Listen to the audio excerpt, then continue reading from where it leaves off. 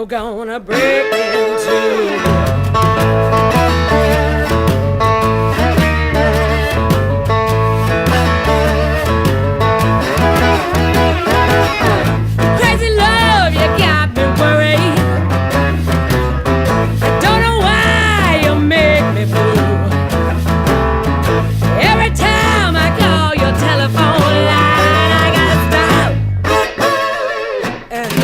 On you.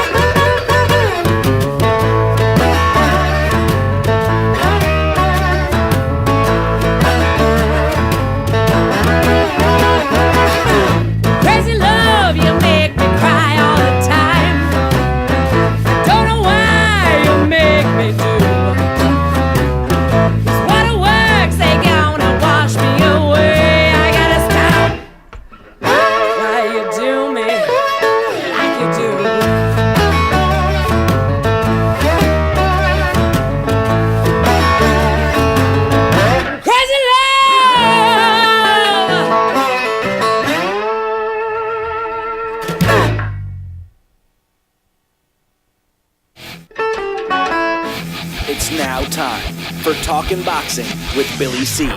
It began as a podcast, went live on the net, and transformed into a full-blown empire.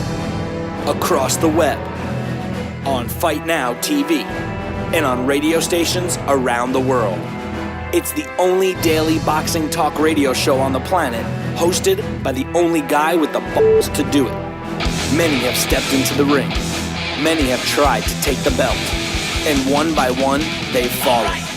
Another victim of the undisputed heavyweight champion of boxing talk radio. Talking Boxing with Billy C is on now.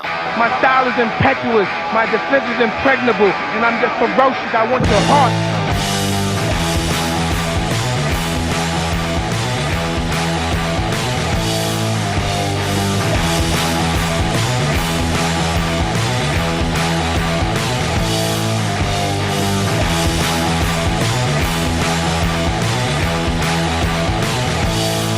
And we're coming to you live from the Billy C studio in Lake George, New York. I'm Bill Caligione. It's time for Talking Boxing with Billy C. Good morning, good day, good evening. Whenever you listen, I hope you're doing all right. We got a busy show scheduled for today, but first, the show's being brought to you in part by Campanaro and Tomkovich. If you're looking for a lawyer, use the ones that keep my ass out of trouble. That's Campanaro and Tomkovich. Give them a call today, 845-221-4099. 845-221-4099. Let Campanaro and Tomkovich knock out your legal problem. 845-221-4099. The show is also being brought to you in part by Jimmy Birchfield's Classic Entertainment and Sports. And their show this weekend is called Game On. It's at the Twin River Event Center in Lincoln, Rhode Island. Check it out. Get yourself some tickets right now by visiting our website, www.BillyCBoxing.com.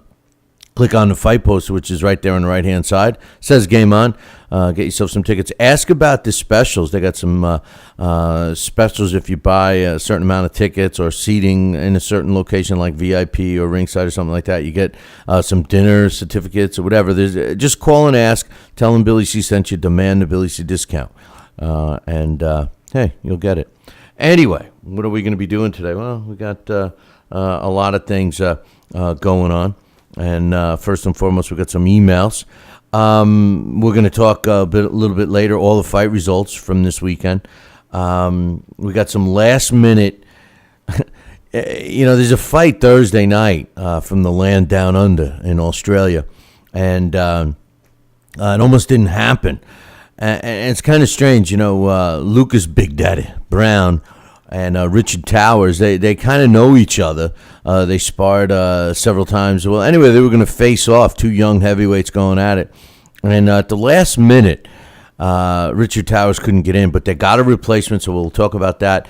And we got some more, issues about HBO and Guillermo Rigondeaux. We have a comment from the WBA's VP Gilberto Mendoza, so we'll talk about that. Bernard Hopkins, he's going to be fighting. We'll talk about his next fight. Also, we talked last week about Tomas Adamek and getting a last-minute replacement with as Dominic Gwynn, and we were wondering what kind of shape he's going to get in. So we'll be talking about what kind of shape he's in right now. Floyd Mayweather. Anytime anything in the sport of professional boxing shifts gears and starts to get a little interest anywhere else, doesn't matter who or what or where. Floyd's got to stick his face in get in the media, and he certainly said some more crazy stuff. We'll talk about that.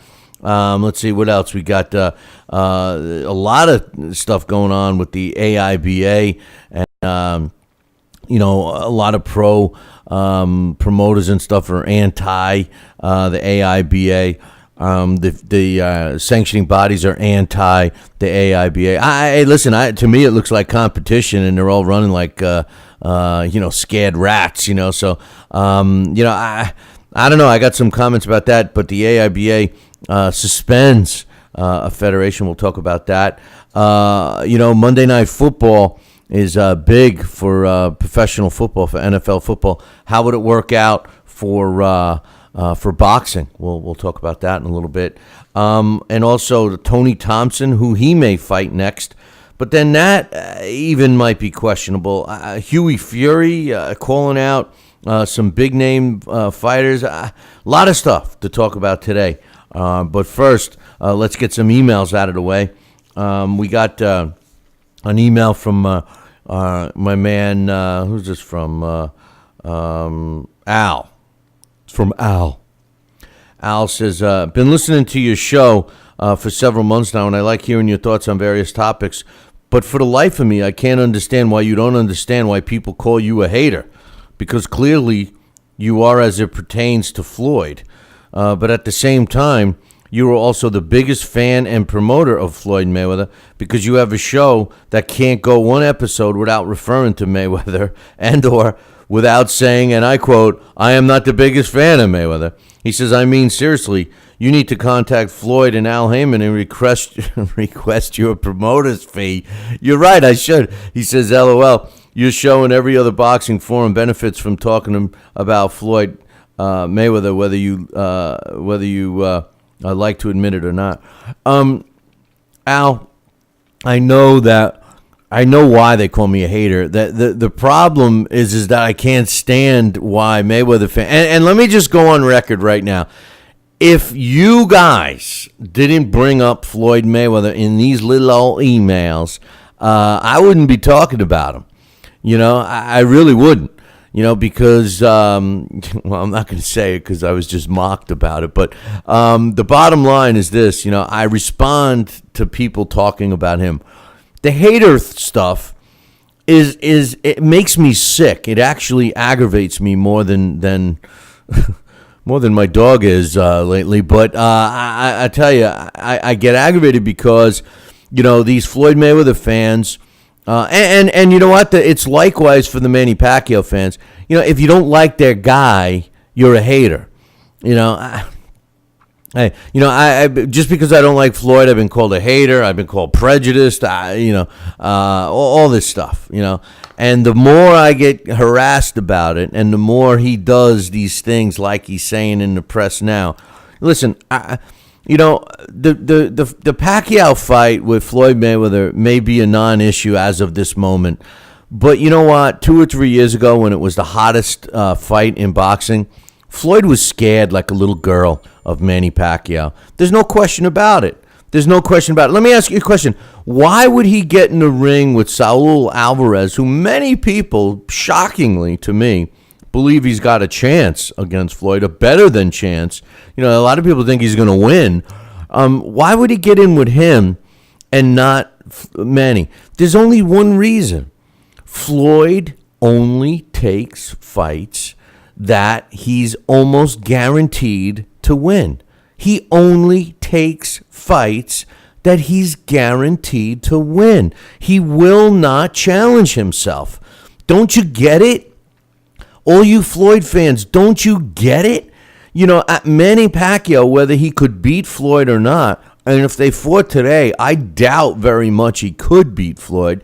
But he has an interesting chance. He's got a style that isn't easy to figure out. And Floyd doesn't want to take any chances because he's a girly man. He acts like he's a big street thug. He's a girly man. He beats up his wife. Whatever, man. Don't get me started. But anyway, I know, and you see, that's why I'm going to be called a hater, Al. You know, but thanks for the email. Thanks for the gumball, Popeye. Thanks for the email on that. We got, I'll never be able to.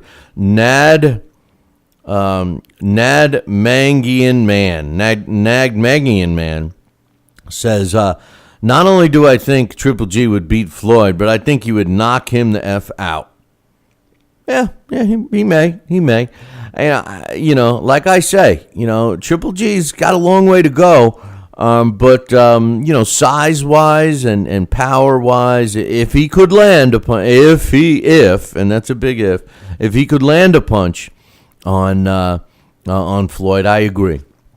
Thanks for the email.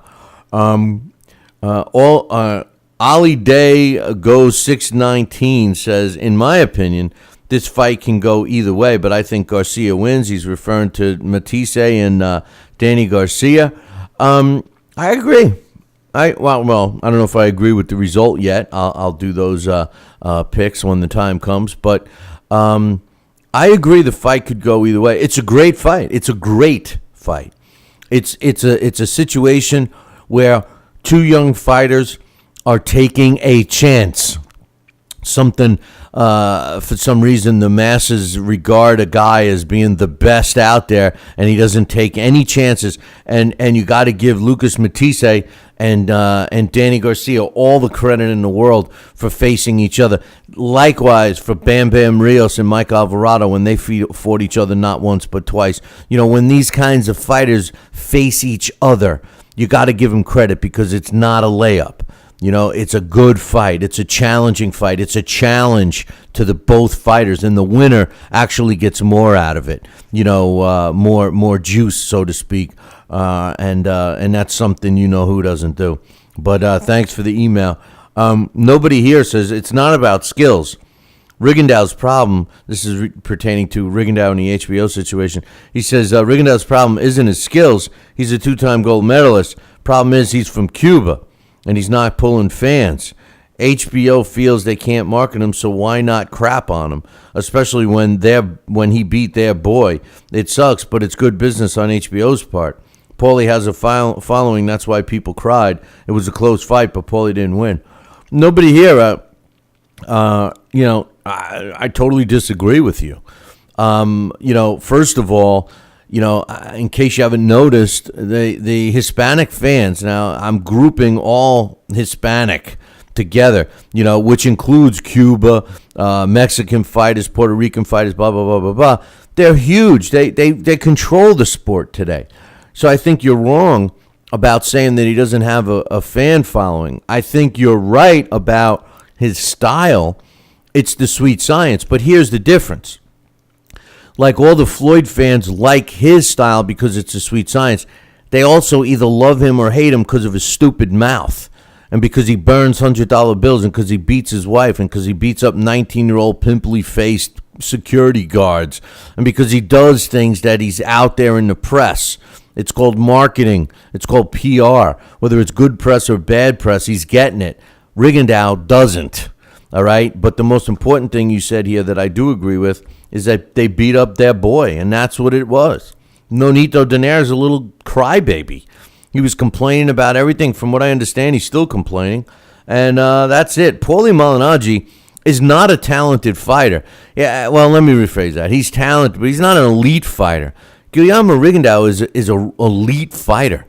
You know, I'm sorry, man, but I think it's a big mistake. Hey, we got all that stuff to talk about. I'm going to take a short break. I'll be back in 2. If you're in upstate New York and you need a trucking company, then you need Roselli Enterprises. Roselli Enterprises is trucking at its finest. They have it all. Dump trucks, dump trailers, walk-in floors, flatbeds, flow boys, tankers, loaders, and a full line of roll-off containers for any job, big or small. Roselli Enterprises is also the source for all your sand, gravel, and topsoil needs. Visit them on the web at RoselliTrucking.com or call 315-433-5115. That's 315-433-5115 and tell them Billy C sent you. Are you ready, America? Then let's get it on with Fight Now TV. It's time, fight fans. Your channel has arrived. All the fights, all the names, all the action.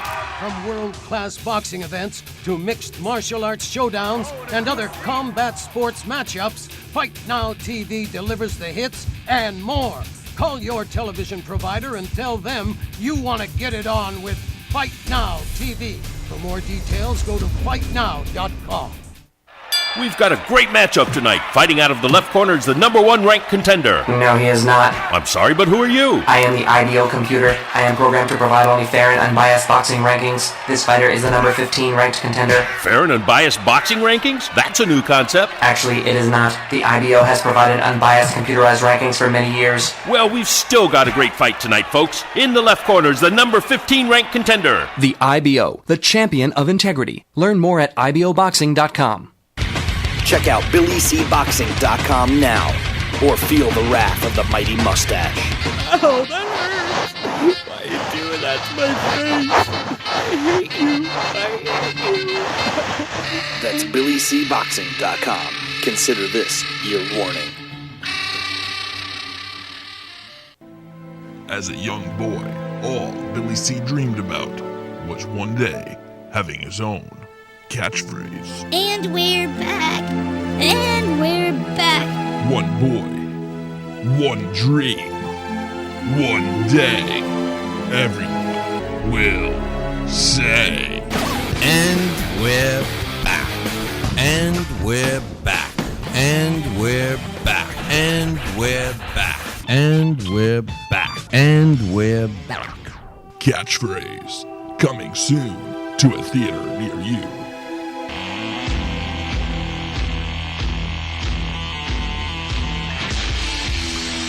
And we're back.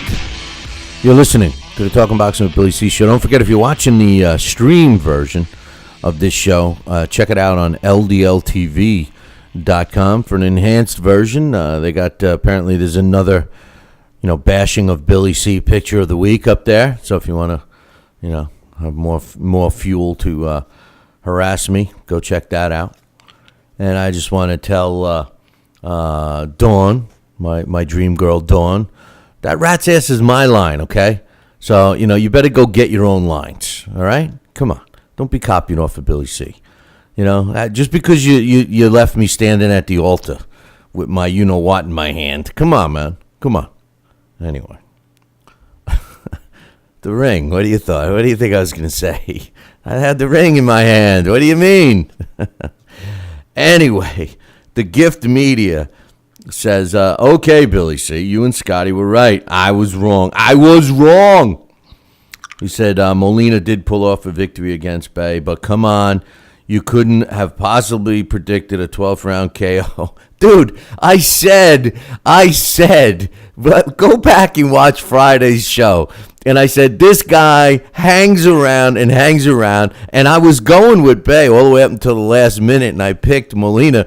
And I'm looking at, and the exact reason why is I figured that it would be like this. I thought that it would come in the 10th through 12th round. That it would definitely come at the end. And, that's what he does, man. Fighters wear themselves out. I'm going to get into that fight in a little bit, as I am with the Chisora Malik Scott. There's a lot of discussion about that stoppage and everything else. And I was watching my buddy Russ Amber going ballistic. Russ cuts deals with these guys. They wear his stuff. He owns the rival boxing equipment company, and then he gets to hang out ringside with them. But he was going ballistic. He's a really good cut man.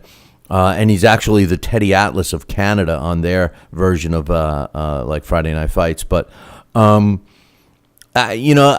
just in a nutshell, remember the old Led Zeppelin tune, "Nobody's Fault But Mine." Well, that's what Malik Scott should be singing in his head. It was nobody's fault but his own, and I'll tell you why a little bit later. But anyway. He says, Bay did outclass Molina all throughout the match till those last seconds before the knockout. Yeah, well, that's why we fight 12 rounds, bro. That's why we fight 12 rounds. That's why there's so many other outcomes would have been different if there was 15-round fights. One of the most recent fights had to be Julio Cesar Chavez Jr. against Sergio Martinez. I mean, that fight goes 15 rounds. You think Martinez survives? Come on, man. Come on. He says... I only gave Molina the 5th round, and even that was close. Yeah, well, you also had to give him the W too, bro. But anyway, he says, that was some bold predictions by you guys. So you think that one bit off overindulgence to close the show by Bay came from inactivity, which is what you said would lead to his downfall. No. Well, in a way, yeah, because sparring and fighting, in all seriousness, Gift Media, sparring and fighting in a real fight are two different things. And Mickey Bay could be sparring, 12 rounds in the gym every day, and it doesn't really emulate a fight as you see. Remember, sparring is done with headgear. Sparring, when done correctly, is working on different aspects of the game. Today we're going to work on body shots. Tomorrow we're going to work on the jab. We're going to work on hooks the next day, whatever. And your sparring partner is, basically being told, it's like choreographed of what's going to happen. It's not like, okay, let's kill each other today and see who comes out. That's not what sparring is meant for. And you can't compare it. Do I think that the reason of his inactivity was why he got knocked out?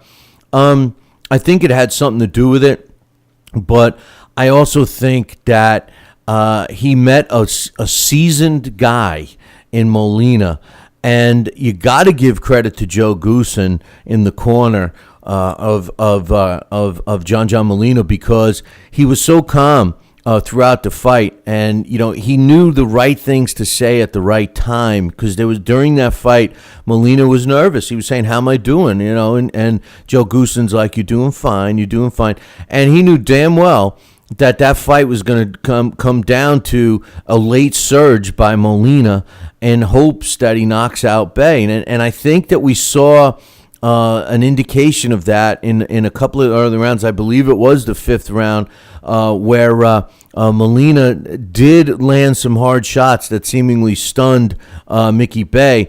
Now, here's the thing I noticed I liked about Mickey Bay. He would respond to when John Molina was able to hit him.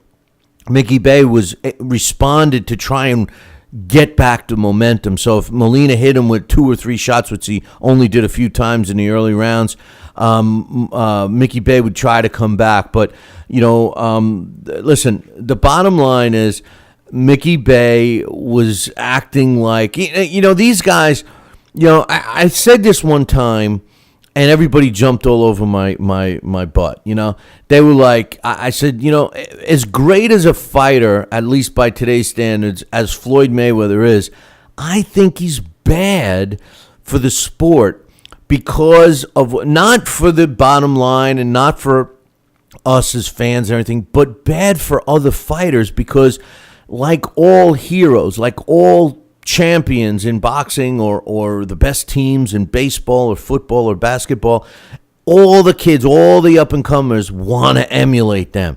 They want to be LeBron James, in basketball. They want to be whoever is the flavor of the month in the NFL football. They want to be the home run hitter or the lights out pitcher in baseball. And likewise they want to be the best guy in boxing, and that's many people think is Floyd Mayweather Jr. So what do they try to do? They try to emulate him. They try to copy him. And I think it's the one thing I gotta give Floyd credit for is that nobody's been able to copy Floyd like Floyd can. You may try his shoulder roll, you may try his antics, you may try what he does, but nobody's been able to put it all together in one big performance and come out looking good. And Mickey Bay really tried his best to fight, unlike, and the gift meter, I think it was you that said that he's got one of the best left hooks in the business. How many did he throw in that fight with Molina? How many left hooks did he throw? He started working the body, I recall, in 1 or 2 rounds, and then that was it. But I didn't see him really dedicate himself to the body attack. Now, Floyd Sr. was telling him to. Floyd Sr. was telling them to. Or wait a minute, I might be confusing the fight, but I don't recall him really working that left hook. But we were both right, Scotty and myself. Let's see. Robert Harris says, I'm from Hempstead. Oh, okay. This is my man from Long Island. He's from Hempstead. Oh, Hempstead is right near where I'm from. I was from Levittown. He says, I'm a Jets fan, but I have family that plays for the Pays Kyle Arrington. I don't get that, but he says, but he went to Hofstra for the record. Oh, Kyle Arrington went to Hofstra for the record. I'm young. I'm only 27, and my love of boxing started with Trinidad against William Choppy. But for some reason, I love to see boxers kill the punchers. I like thinking man's boxers. With that being said, can you point some old school boxers, no big names, that would be interesting to watch? P.S. No caveman. Now you're 27, so and you what's old school to you? Go watch some Sweet Pea Whitaker, fights. You want to go back. Definitely pull up Sugar Ray Robinson. I mean, he's the best ever. Watch some of his footage. He's old time fighters that he's big names, but that's the ones you got to see. Ezra Charles, he may not be a guy but he's a pretty good example of a fighter. Used to be a puncher, but he killed a guy in the ring early in his career, and he promised himself he wouldn't do that. You could go back and watch Slapsy Maxie Rosenblum. He's from way back, and he had virtually no power and was a good boxer. Barney Ross, another guy, loved him.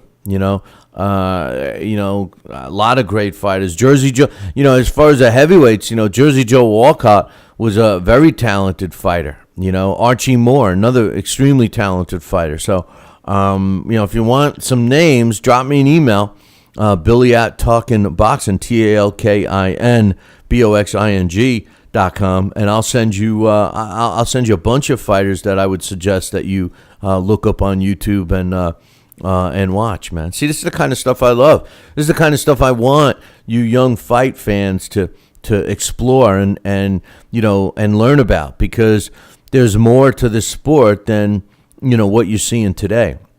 And you got to keep in mind though that the quality of these fight films that actually are before the 80s. Realistically, before the 1980s, before the mid 70s, you start going before 1975, and you're flipping a coin whether it's going to be good quality or not. Drock 285 says this whole HBO doesn't want Rigo was just a mind game to get Rigo to change his boring TV style. Rigo's going to be back on HBO this fall. I know that he's going to be on an undercard. But listen, who the hell is HBO to tell Rigondeaux to change his style? I mean, let's be real. This is a guy, somebody said it earlier, this is a guy that won 2 gold medals. He's arguably one of the best decorated amateur fighters in the history of the sport. He would have been a pro for years if he didn't, if he wasn't stuck in Cuba. He had to swim over here on a coconut raft, for God's sakes. He doesn't give a rat's ass about what anybody thinks. What he wants to do is he wants to perform at an elite level, which he does. And, you like the sweet science. These guys like Robert Harris and my man Given Quality, who are always saying, I like the sweet science, whatever. Well, you can't deny that Rigondeaux isn't a skilled boxer. What I like about him more than who is the fact that he'll stand there, and when you can't hit him, he'll come back and hit you with 3, 4, 5 punches before he gets out of harm's way. Who will hit you at 1, and then he run. And the whole Nonito Donaire thing, the thing that I loved the most about that fight was how foolish Guillermo Rigondeaux made Nonito Donaire look. Everybody puts Donaire on this pedestal as an elite fighter and a great fighter and this and that, just like HBO, and he looked ordinary at best against Rigondeaux. Rigondeaux was moving, but he couldn't hit Rigondeaux. He couldn't hit him. That one shot was a lucky shot, and it did not hurt him or whatever, but hey, I could watch those kinds of fights all night long. Are you ready, America? Then let's get it on with Fight Now TV. It's time, fight fans. Your channel has arrived. All the fights, all the names, all the action. From world-class boxing events to mixed martial arts showdowns and other combat sports matchups, Fight Now TV delivers the hits and more. Call your television provider and tell them you want to get it on with Fight Now TV. For more details, go to fightnow.com. Broadcasting in all corners of the globe, on the web and radio. He would scoff at a stretcher, that man, I would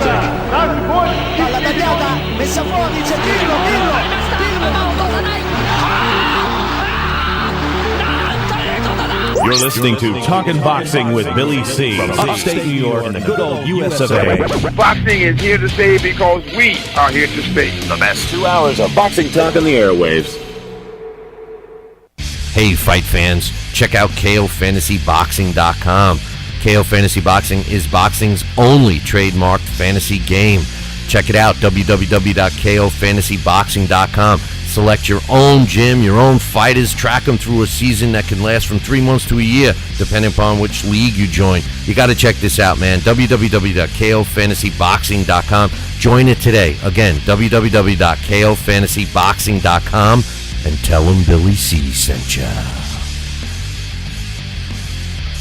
Now back to Talkin' Boxing with Billy C, the only radio host man enough to take a punch from Mike Tyson. Wait a minute, man. Hold on there. Jeremy, man, I need you to take this one, all right? Wait, what? No way. I can't do this. Need I remind you I'm Billy C, damn it? Now put on that mustache and get in there. Hey, look at me. I'm Billy C. Crap.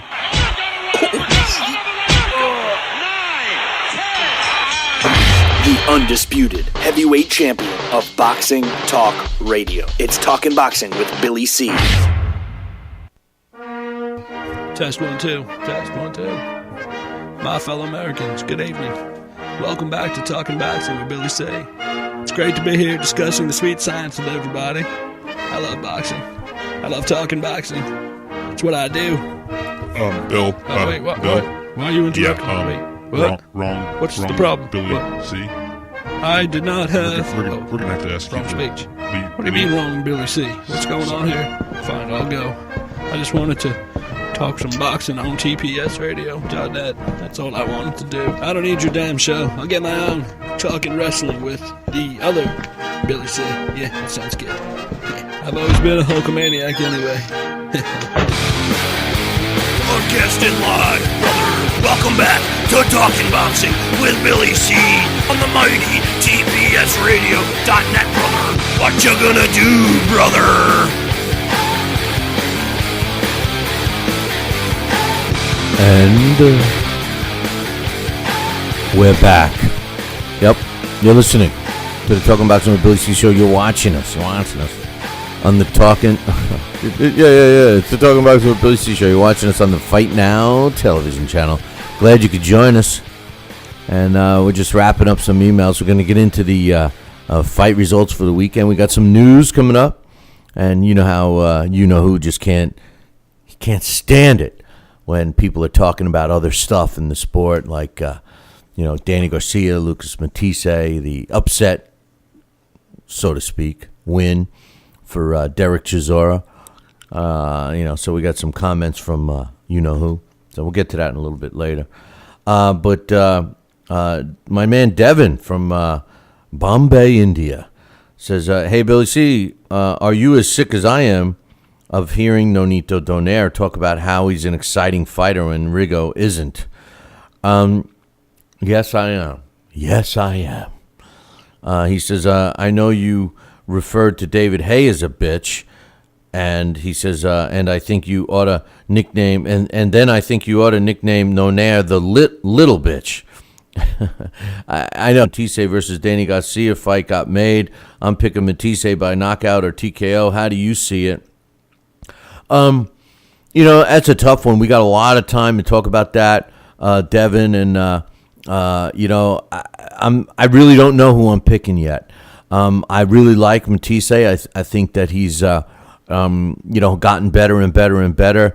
And if you listen to Friday's show, I think that the worst thing that's going to happen to Danny is that his father's going to get, his father is going to be too tough for Danny.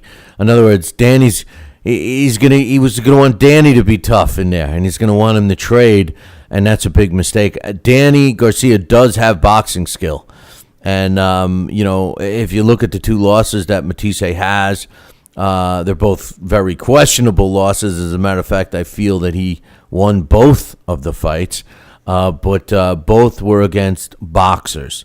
And I think that if Danny Garcia, let me rephrase that, if Danny Garcia's father can refrain from, being too tough for his son, in other words, telling him to go after Matisse and rather, tell him to box this kid, and plan on fighting a 12-round fight, I think Danny can win.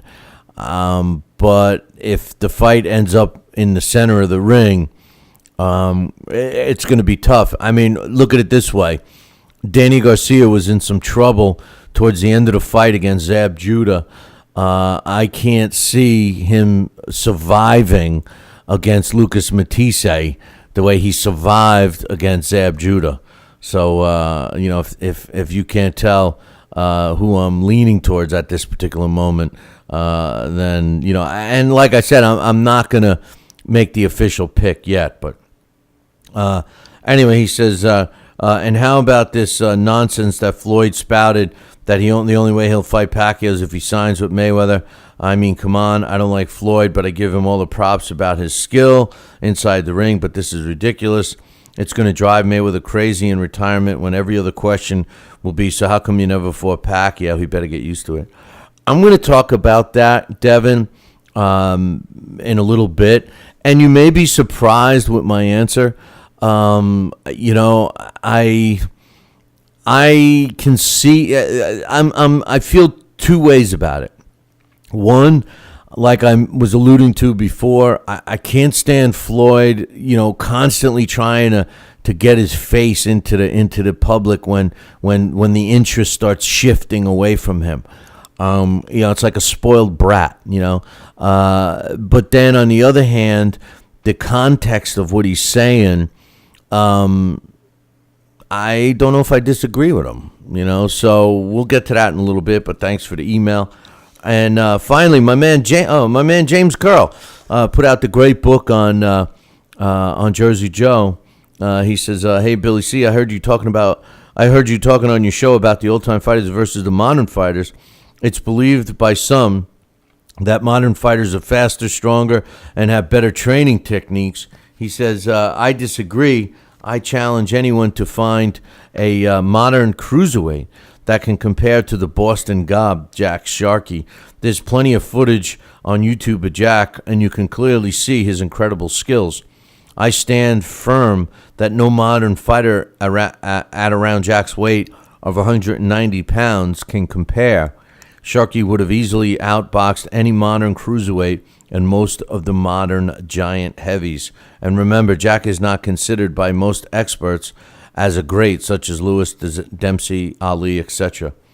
And James Curl ought to know because he's currently working on a project about Jack Sharkey. So, I can't deny what James is saying here. And here's the thing, though. Here's the thing. He worded it like all good writers do. He worded it in such a way that it would be hard to argue. What I mean by that is he said cruiserweight. So he's one of the only guys, that try to make the argument about the old-time fighters versus the young fighters, but he put it in perspective with relation to size. Now, Jack Sharkey was a heavyweight, but today if he fought, he would be fighting in the cruiserweight division. And so would a lot of these other great heavyweights that we're always trying to compare with some of the modern day heavies. So by Jim putting it in that way, now you start saying to yourself, well, who are the great cruiserweights of all time? Certainly, two more modern cruiserweights, David Hay, Evander Holyfield, both really made their names, so to speak, in the heavyweight division. Do we go back and pull them and put them in the cruiserweight division, and see how they would have fared against Jack Sharkey? I don't think either one of them would have beat him at cruiserweight. You look at the current cruiserweights today, arguably, obviously Ledebev and Guillermo Jones and Christoph Lazarek,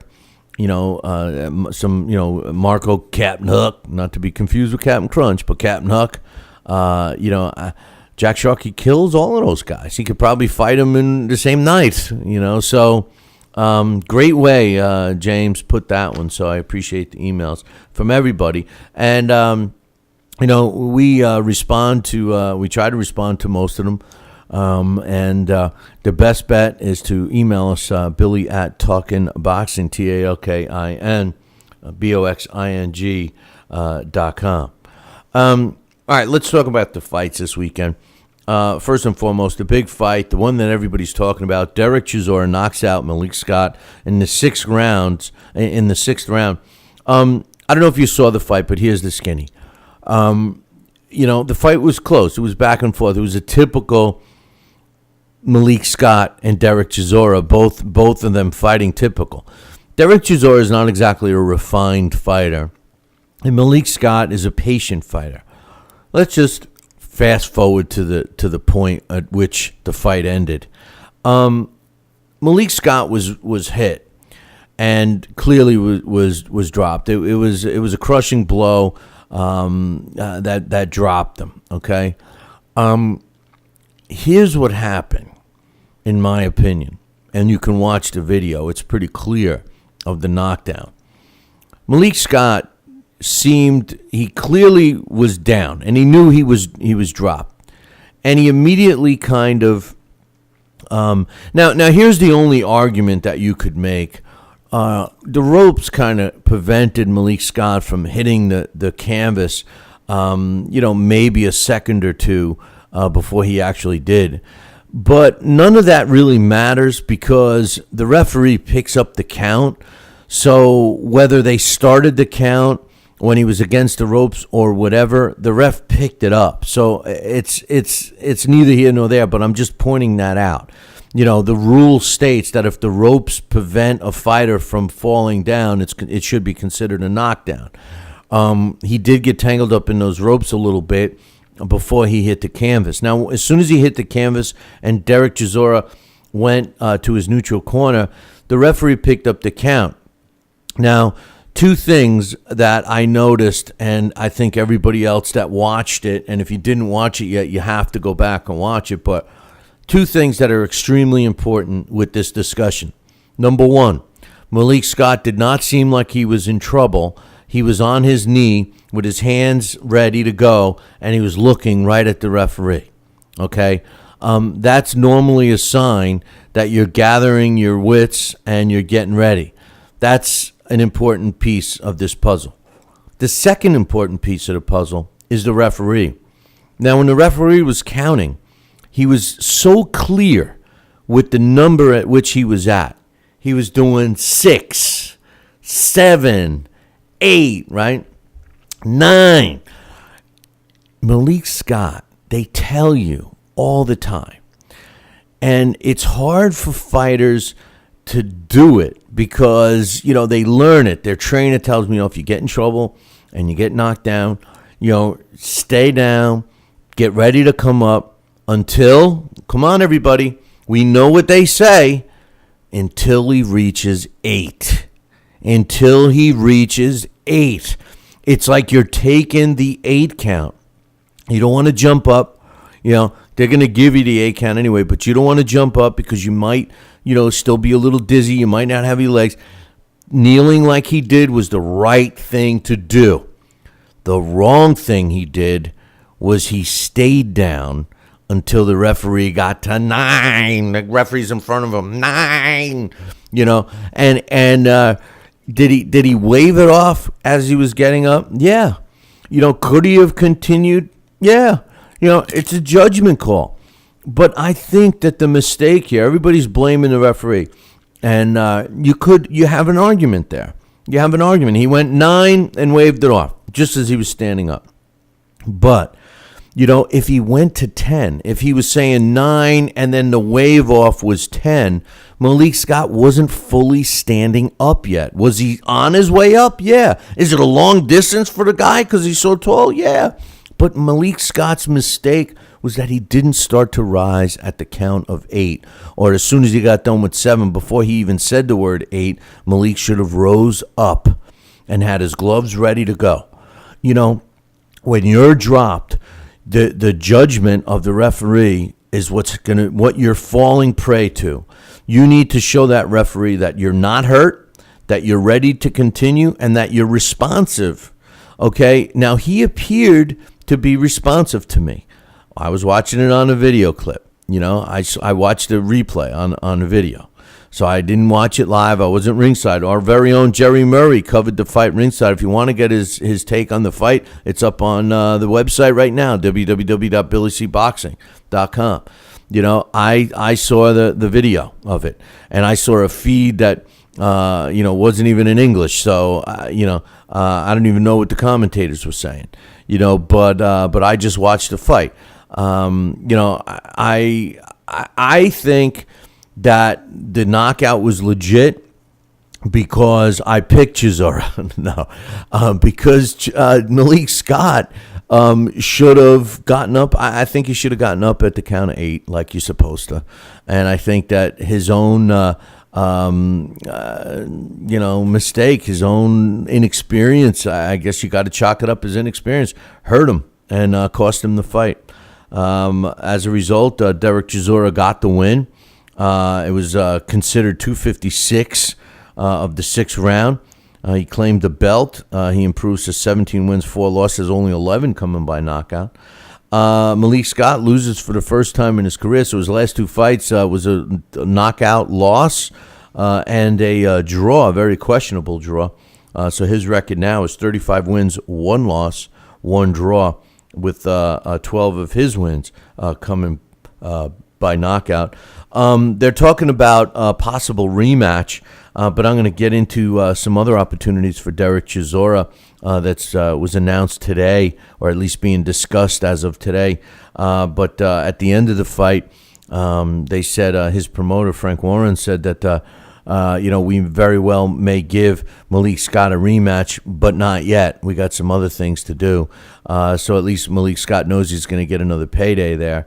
And I think that if he goes and reviews the tape, he'll see what I'm saying. I think the highlight reel is of my man Russ Amber, flipping out inside the ropes there. He's going, "What's the problem?" He was standing there. He was ready. I don't understand what the problem was, And the problem simply was the fact that Malik Scott didn't get up at the count of 8 like he should have. And I think it cost him the fight. The rest of the card at Wembley, in the middleweight division, Billy Joe Saunders improved to 18-0 with 10 knockouts when he won a unanimous decision over Gary O'Sullivan. I thought this fight would be a little more exciting. I thought O'Sullivan would bring a little more, but this was pretty much a one-sided deal. 120 to 109 twice, 119, 110. Was the way the 3 judges scored it. In the super middleweight division, Frank Bugalani improved to 9-0 with 6 knockouts when he won a decision over Krill Ponsko, who drops to 10 wins, 26 losses, and a couple of draws. 79-74 was the way the judge scored that one.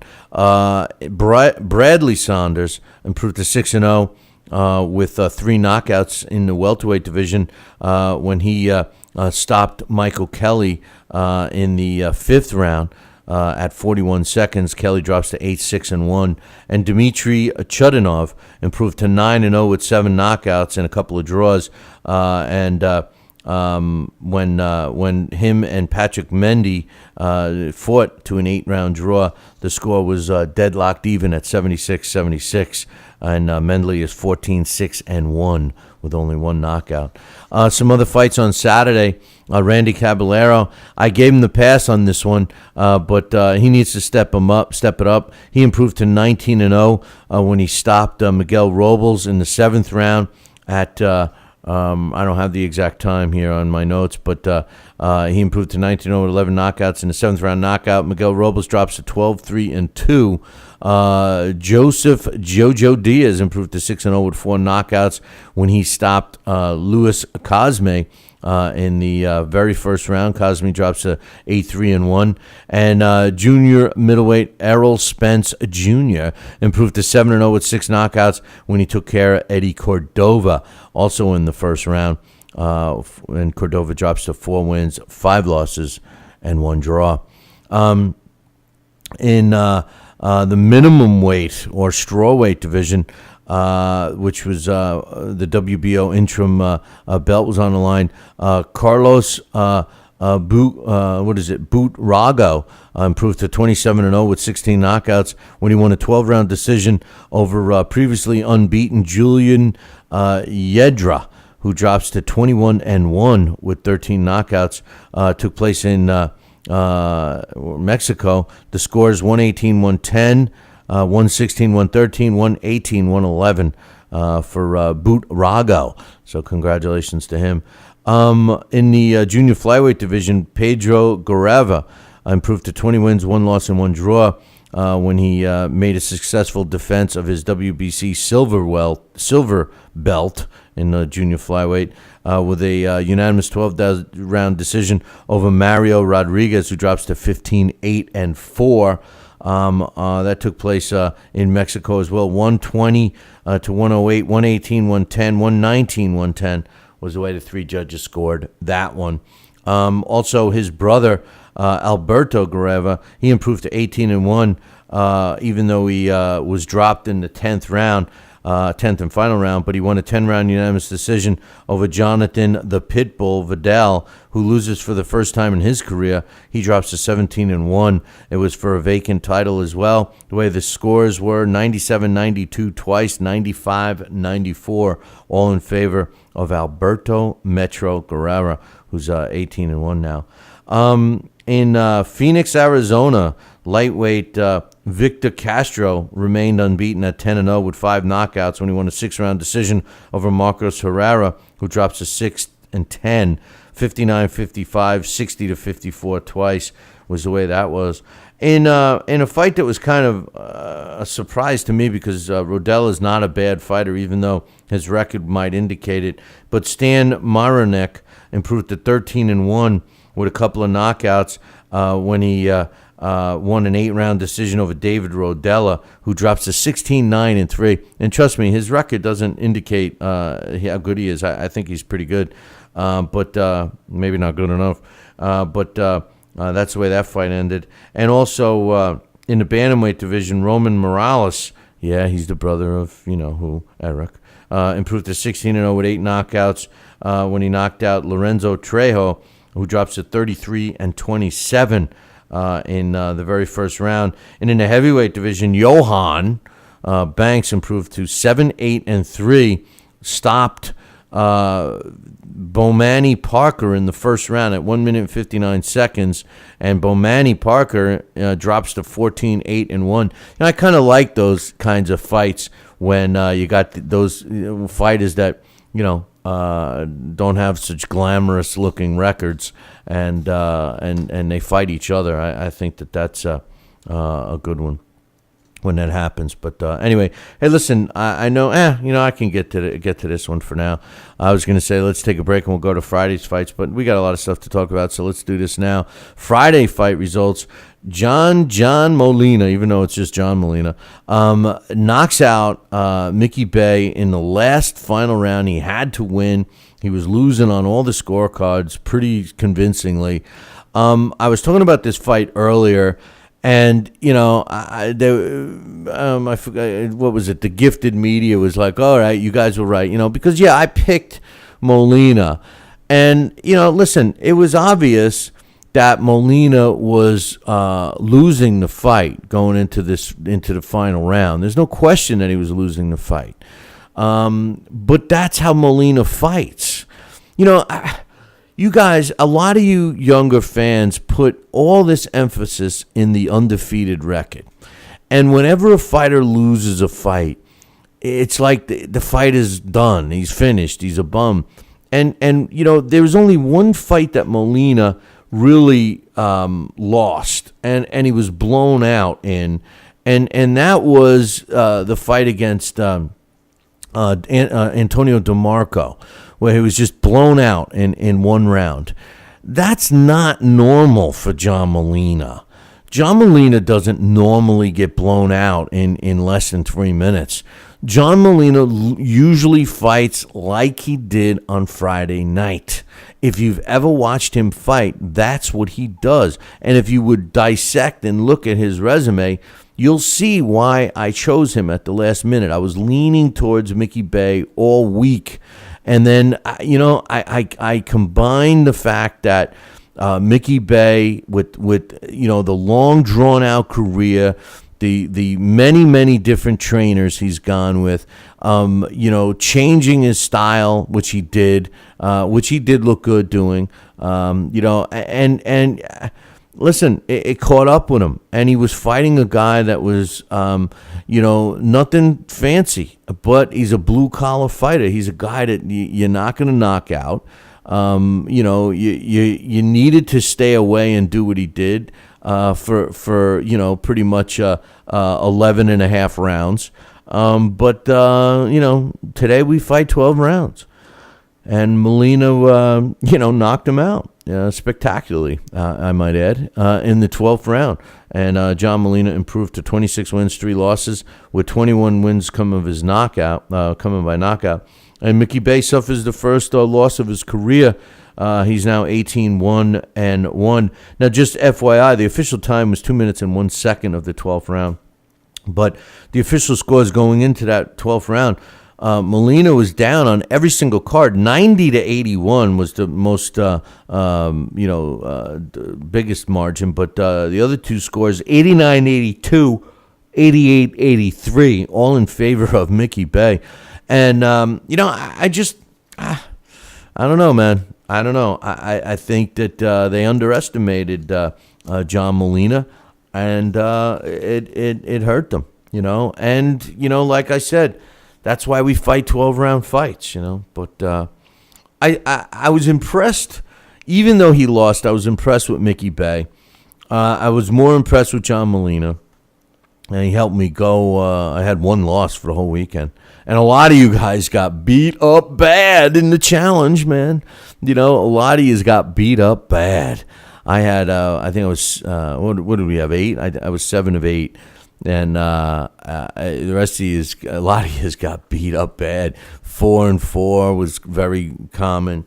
I tell you the fight that I'm confused. Which Floyd Sr. was either in the corner of Bay or he was in the corner of Badeau Jack, and I liked what he was saying, work the body, but let me tell you, Badeau Jack was an utter disappointment for me. He showed me nada. He won. That's all that matters. He's 15-0 now, and he beat Farah Innis, who drops to 21-3. It was a 10-round fight. It was one-sided in the judges' eyes, 100-90, 98-92, 98-92 was the way the three blind mice saw it. I think it was a hard fight to score, but Jack did nothing impressive in that fight at all.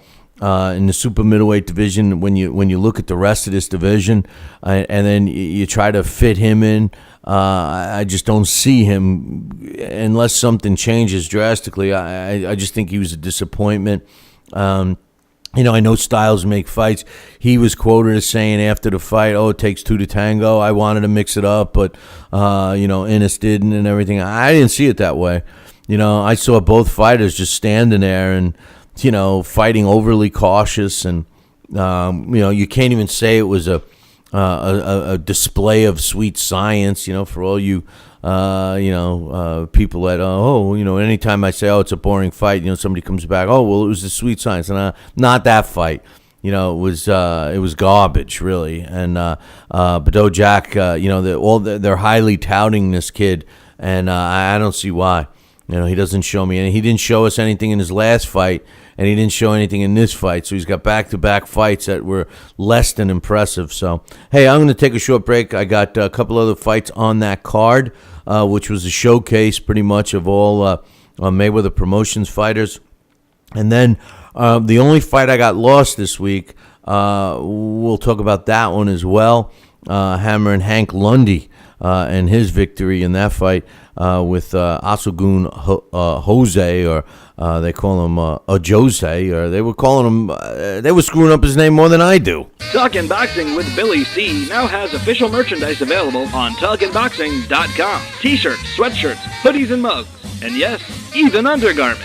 Talkin' Boxing apparel is the perfect gift for the boxing fan in your life. Log on to www.talkinboxing.com. That's TalkinBoxing.com and place your order today.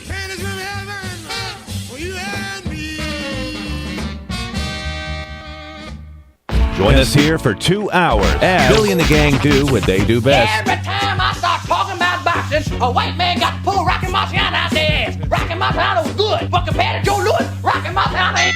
Hit Joe Louis's ass. Joe Louis was 75 years old when he fought. Huh? What? We're supposed to be talking boxing. It's Talking Boxing with Billy C. As Billy C sits here in the multi-million-dollar Talkin' Boxing studios, sipping a fine wine before you're even out of bed, you should be thinking, damn, I wish I had a mustache like his. It's the Talkin' Boxing with Billy C show. He's Billy C, and you're not. Sucks to be you. Now let's dig into our archives and hear a rare interview when Billy C first became the champion of boxing talk radio. Hello, Billy C. As the new champ, can we ask you a few questions? Why, certainly. Okay, your fans would like to know how you and your corner have successfully walloped the competition. We're not ordinary people. We're morons. Anything else? I'm a victim of circumstance. Did your success finally come when you made the show 5 days a week for 2 hours? What do you think? I'm trying to think, but nothing happens. Now, please tell the listeners what you've learned from making it this far. Certainly. If at first you don't succeed, keep on sucking till you do succeed. Great words of wisdom, Billy C. Keep up the great work as the undisputed People's Champion with your show, Talkin' Boxing with Billy C. Any last words to anyone who's listening? This is your fault, you bonehead.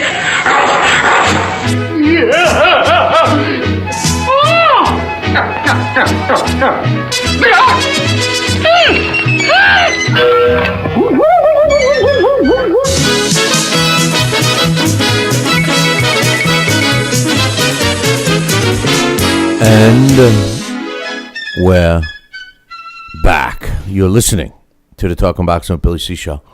You're watching us on the Fight Now television channel. Glad you could join us. I got to bash myself here. Here I am talking about 12-round fight for John Molina and Mickey Bay. It was only a 10-round fight. I knew that. That's why I was saying the scores, but I got carried away with the 12-rounder from earlier, and I made a mistake. So the guys in the chat room, they don't want to give me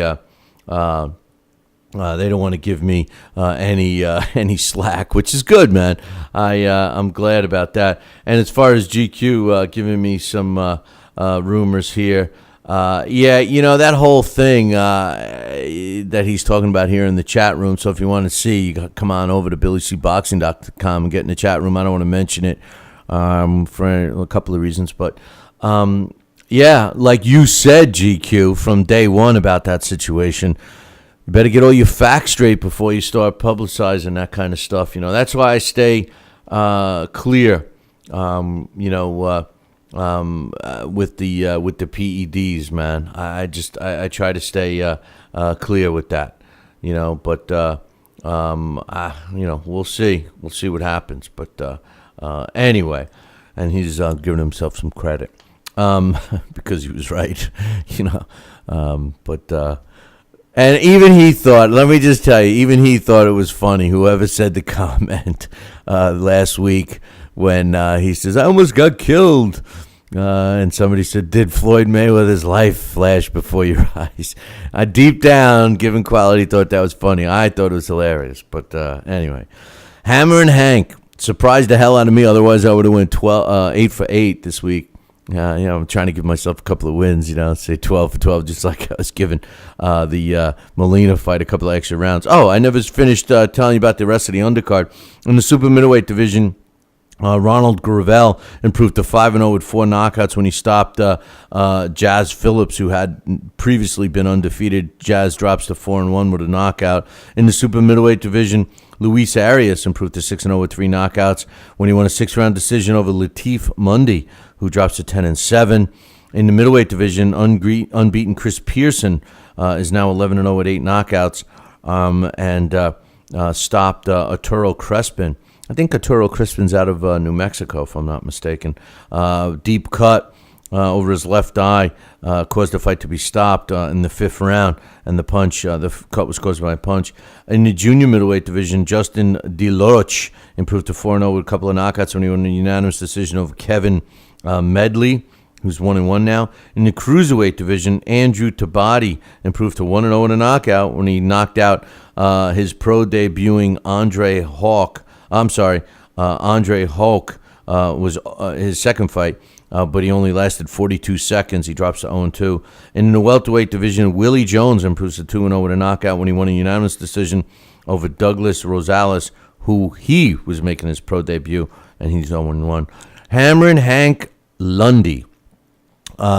He upset me by beating Asagun Ajose. Listen, he deserved to win the fight. He was much better. I thought Hammer and Hank would run out of gas like he has in his last couple of fights, but he didn't, and he controlled the fight. And Ajose, he showed me nothing in this fight. I think that I don't know who his trainer is. So for all I know, it's a friend of mine. But I don't think he's training him too well. He wasn't. A lot of fundamental stuff Ajose wasn't doing. And I thought that this kid was a lot better. Now I'm not taking anything away from Hammer and Hank, but the reason why I picked against him, and I've always liked Hank Lundy, and it's really hard to go against a Philly fighter. But Hank Lundy made some statements last week that really bothered me. And, it was one statement in particular when he says, if I win, and that's generally a kiss of death for a fighter. You shouldn't be saying if you win. But he looked great, and he won He won a decision, and the way it works out now, what is he now? He's at 100. The way the judges scored it, 100-90, and two of the judges had it 98-92. Jose's record now is 31-2, and Hammer and Hank is 23 wins, 3 losses, and a draw with 11 knockouts. And we'll see where he goes from here. Now, the co-main event on that card featured a kid that I think is awful. And he was awful in this fight, with the exception of the knockout. Now, I will give him that. The Polish Prince, Ryan Kieslowski, knocked out Miguel Soto, in a devastating manner, to improve to 11-0. To improve to 17-0 with only 4 knockouts. It was 2 minutes and 59 seconds of the 5th round. Soto entered the fight undefeated at 11-0 with 11 knockouts. But here's the thing: when we broke the fight down on Friday, we told you that this guy never fought anybody. I think only a couple of fighters that even had a win in the win column. He did come out strong and everything else. And I watched Kieslowski fight that fight in like the most boring way. I mean, listen, I think that Floyd Mayweather is boring. I think a lot of fighters are boring. But you know what? When Floyd does engage, he's exciting. When Kieslowski engages, he's still boring. This guy is going nowhere. Yes, he knocked out a smaller, way less experienced Miguel Soto. Don't go by that record. It was a smokescreen. But yes, the knockout was impressive. I give him kudos for that. But if you're a fan of the Polish Prince, just get ready to be disappointed. That's all I'm going to say. But nonetheless, he's happy today. It was his birthday, 17-0. So congratulations to him. Charles Martin is a heavyweight that they were saying, oh, this is the real deal. This guy's the heavyweight. He's our American heavyweight. He's the guy. Bleh. He's a garbage guy. He was fighting the Pillsbury Doughboy, for God's sakes. His opponent looked like an egg. He looked like Humpty Dumpty. I mean, come on, man. The guy, I was taller than him, for God's sakes, and he was way fatter than me. He had these short little arms. He was huffing and puffing after the first minute of the first round. It was only a matter of time. And you know what the sad part was? He connected with Charles Martin a couple of times, but Martin showed me one thing that I was impressed with when he finally did it, and that was an uppercut that landed flush that put, his opponent, Kinch, in all kinds of trouble. And Aaron Kinch, let me tell you, the referee in that fight, who was it? I don't have it written down, but really missed a knockdown because Kinch went flying back into the ropes. And again, when the ropes keep you from hitting the canvas, that should be ruled a knockdown. And there was the first, I believe it was an uppercut also earlier in the fight that Charlie Martin landed, sent this kid, Aaron Kinch, all the way back, and he bounced off the rope. And that was the only reason I kept him up. And, he stayed on his feet to finish that round. But then later on, at 2 minutes and 55 seconds of the round, of the 4th round, an uppercut, which was the final round, I believe, or maybe it might have been scheduled for 6, put Kinch down and out to give Martin the win. He's now 9 wins, no losses, 1 draw, and 8 of his wins coming by knockout. And believe it or not, Aaron Kinch is only lost for the 2nd time in his career. He's 5-2 with a draw, with 1 knockout. Some other fights on that card that weren't televised. Alex Santos, he's undefeated. He stopped his opponent in the 4th round against Marlon Hayes. Also in the heavyweight division, Daniel Marks improved to 9-1 with a draw when he won a majority decision over Jonathan Ham. Let's see who else. Gerald Scafone out of Massachusetts. He won a 4-round decision over Noel Garcia. And Chris Gilbert from Vermont improved to 9-0 with 7 knockouts against Luis Veramontes in that one. So, one fight that I'm seemingly have missed here is what happened to there was a fight. I guess I don't have it here, but I know that there was a fight. Star Boxing had a card, and that was the one with Mighty Mike Aranudis taking on. He lost to Chris Algieri. Chris Algieri finished him off, knocked him out, actually. So congratulations to Chris Algieri. For some reason, I don't have those results in front of me. But anyway, those were the fights that took place this weekend. I probably have them somewhere. But anyway, let's talk about some news. Now, I just want to, before we get into some of the hot topics, Richard Towers was scheduled to fight Lucas Big Daddy Brown this week, Thursday, in the land down under, and they announced it on I don't know if it was Saturday or Sunday that the fight's off. They're not fighting because Towers couldn't get a visa. This happened with Bernard Hopkins and Cuba Murat and Caro Murat and. You're supposed to have all your visa and stuff in place, especially with this particular fight. The fight's Thursday, so they announced he's not fighting. But fear not, because Travis Walker, the Night Train, he's Freight Train. Sorry, he's stepping in. They got him ready to come over, take a trip to Australia to take his beating. Freight Train Walker, he was an aspiring heavyweight that was moving up the ranks, that was really impressive until he met Chris Arreola. I think it was only once beaten when he fought Chris Arreola. And since then, he's taken on this gatekeeper role. His record right now is 39 wins, 10 losses, and a draw. He's going to be taking on Lucas Brown. I will tell you this: Travis Walker gets knocked out, but if you can't knock him out, you're taking a chance of being knocked out. So he does have some pop. A guy with 31 knockouts of his 39 fights. So it'll be interesting to see how Lucas Big Daddy Brown fights this guy.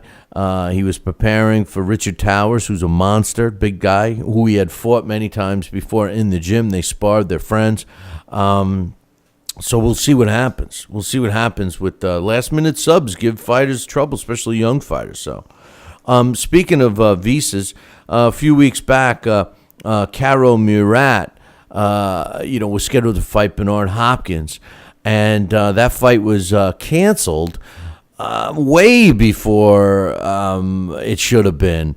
And the reason given was that Caro Murat did not have his visa in place to come over here to the United States. And then as soon as they canceled it, 3 days later, he had the visa.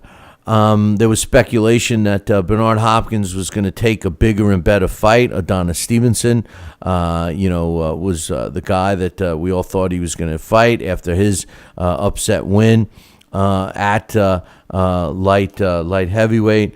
But it was announced over the weekend that Hopkins will fight Caro Murat. The fight has been rescheduled. It's going to be taking place in Atlantic City on October 19th. I gave Bernard Hopkins a lot of credit for fighting this fight, Caro Murat.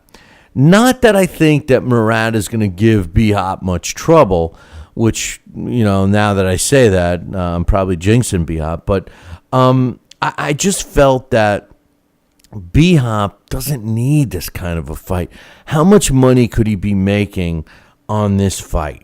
I can't see it. I thought maybe he would, go after one of these bigger names. There's so many opportunities out there for him with some bigger names. You got, of course, everybody was talking Andre Ward. You got Carl Froch out there. You got Adonis Stevenson with his big win over Chad Dawson.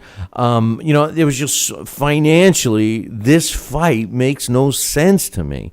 I don't know. Is it going to be on TV? I don't even know if it's going to be on Showtime or anything. I don't have it. I know it's going to be in Brooklyn. I'm sorry. I know it's going to be in Atlantic City. It was supposed to be in Brooklyn originally. I don't see it. I see a guy in Bernard Hopkins that, he's 48 years old. He's not going to be, listen, he's going to get old. One of these days, the SOB is going to get old, and why risk getting old against a guy like this, Karo Murat, because that this guy, Bernard Hopkins, is going to get another big payday opportunity, and I just don't see why he needs this fight. Does he really want to hold on to that belt? He might have been stripped or had a risk of being stripped. I'm just surprised he didn't go towards Adonis Stevenson.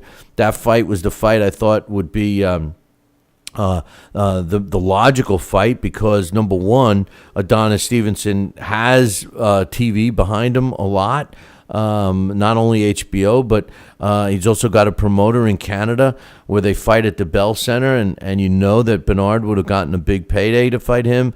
Even if they couldn't get the IBF to let him do a mandatory defense before he fights the mandatory. I mean an optional defense. It's a risk. It's a high risk for Bernard, not because Karo Murat is so dangerous, but anything can happen. He can age. He can get hurt again, pull a shoulder deal. I don't know. I just don't like this fight for Bernard Hopkins. I got a really bad feeling about it for him. But then again, I'm not a big fan of Bernard Hopkins, so I really don't care. But if I'm Bernard Hopkins, this is a dumb business move for Bernard Hopkins, really. Gilberto Mendoza, who's the vice president of WBA, he has really jumped all over the HBO network, saying, and I quote, a few days ago, something happened that surprised me immensely. He says HBO gave a resounding no to present the fights of Guillermo Rigondeaux. He says, I believe this is discriminatory and unreasonable decision that limits possibilities to an individual who seeks to live the American dream. It's not enough to have defeated Nonito Donaire, not enough to have 2 Olympic gold medals under his belt. It's simply because promoters and managers of the prestigious network believe that technical boxers are boring. This is a huge discrimination. Styles make fights. Not all bouts will have the same intensity. The loyal fan always enjoys the puncher over the stylist, but if the interest is there to expand the scope of the viewers, closing the door to a great athlete is not the solution. I normally don't agree with anything the WBA does, but I actually agree 100% with this statement. And what bothers me the most about this, and the way you could actually use, I don't want to use the word discrimination because I can't stand, when people hide behind that. But in this case, I just look at this, how can you jump for joy if you're going to put Floyd Mayweather on, and put aside the fact that he's such a big draw, but his style of fighting, Paulie Malignaggi's style of fighting is nowhere near, like a Guillermo Rigondeaux. Well, Floyd's is, of course.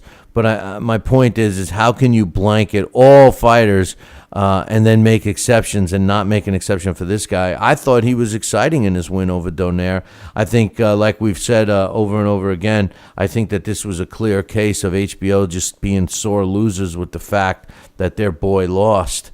And I think that that's pretty obvious.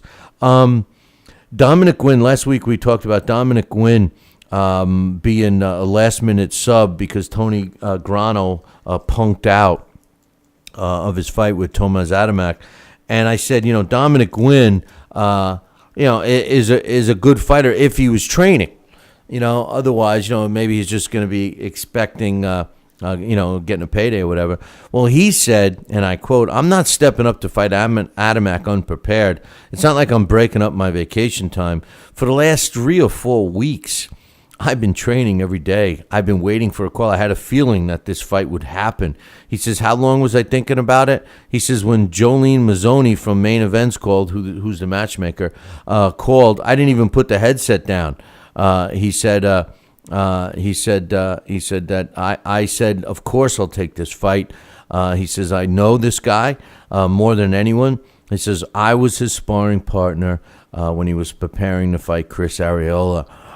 It makes me feel good that Dominic Wynn is in shape. At least he's telling us he is.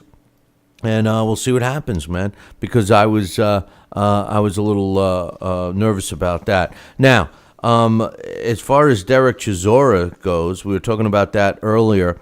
After the fight, Frank Warren said that they would entertain a possible rematch with Malik Scott. But it was announced today that he was just named, Derek Chisora was just named the mandatory challenger for the European heavyweight title, which is owned by Kubrat Pulev. This is totally out of left field to me. Wasn't Pulev waiting? And didn't we just hear the news last week that 6 opponents or 5 opponents keep bailing out and afraid to fight him and all of this? And it was supposed to be an elimination bout. Tyson Fury didn't want to fight him, and this one didn't want to fight him, and that one didn't want to fight him. Now all of a sudden, Chisora's made a mandatory for this guy.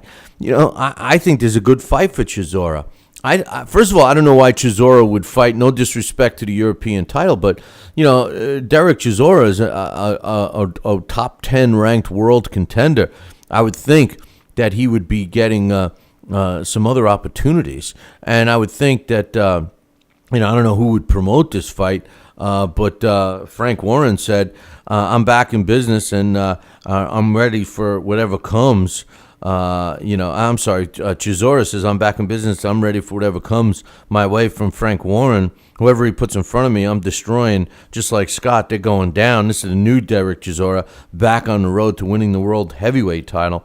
He says Kubot for the European title would be nice, and he's going to get knocked out or bring me another unbeaten Yankee to spank in Deontay Wilder. It's all about keeping busy and building on each win, so roll on September 21st for the grand opening of the Cooper Box Arena, and I'll be making sure the box rocks when I'm in action. Maybe they're using this as a prereq for a Deontay Wilder fight. We had heard that Chisora and Deontay Wilder were going to fight before, but then Deontay Wilder backed out of it. Listen, I think that Malik Scott has a similar physique as Deontay Wilder. He's not quite as tall, but Chisora fights the bigger guys better. I don't see Chisora having a problem with Pulev. I've been telling you guys that Pulev is, in my opinion, extremely overrated. So we'll have to wait and see.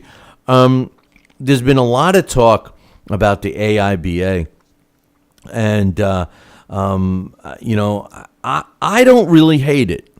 What I like about it is it's got all the sanctioning bodies. And speaking of sanctioning bodies, we're scheduled next week to have Howard Goldberg, who's the president of the World Boxing Federation, join us, and we'll be asking him some questions about the WBF. But the sanctioning bodies and promoters seem to be all ganging up and going against the AIBA and everything else. And what I like about the AIBA is that it's sort of like a UFC league. What I don't like about it is that they pay the fighters and the fighters still maintain their amateur status, which I think needs to be defined. But I don't necessarily, I don't feel one way or another towards them or against them. So the jury's still out on them as far as I'm concerned.